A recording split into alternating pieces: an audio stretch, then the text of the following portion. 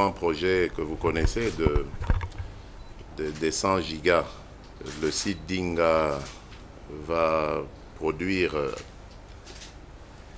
et à la fois pour la République démocratique du Congo et pour l'Afrique.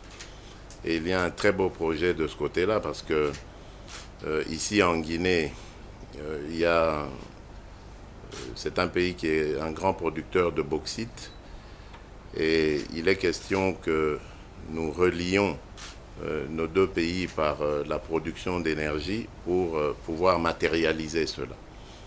Nous avons également parlé de la coopération entre nos deux pays et nous allons voir dans les jours qui viennent comment est-ce que nous allons matérialiser cela. Vous savez que de part et d'autre, en Guinée comme en République démocratique du Congo, il y a de fortes communautés de nos pays respectifs. Et nous aimerions mettre cela en évidence, en valeur, pour voir comment est-ce que nous pourrions davantage rapprocher nos pays dans des projets communs. Mais vous savez que des hommes d'État comme Alpha Condé sont des icônes pour nous Africains.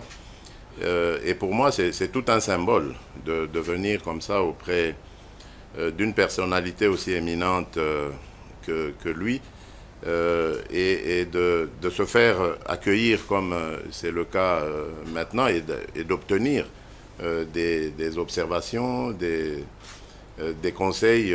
L'Afrique doit rester unie et surtout respectueuse de ces anciens qui sont à la base de cette unité que je veux voir se consolider dans l'Afrique.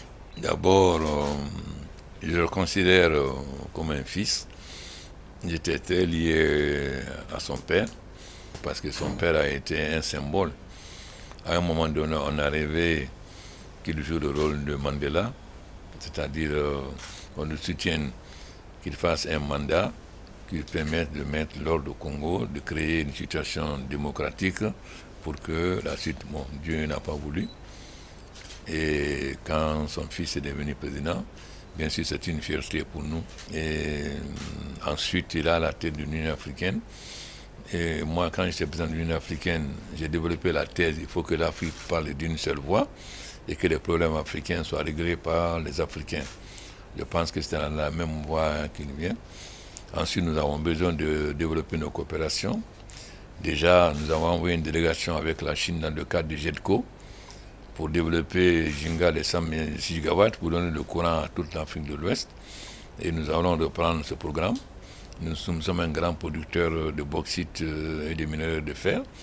Donc, nous pourrons avoir une coopération de joint venture où le Congo fournit le courant et nous créons une joint venture pour le développement de l'industrie d'aluminium et de fer. Parce que l'Afrique sera le continent le plus peuplé en 2050 et l'Afrique peut être l'usine du monde si nous nous entendons.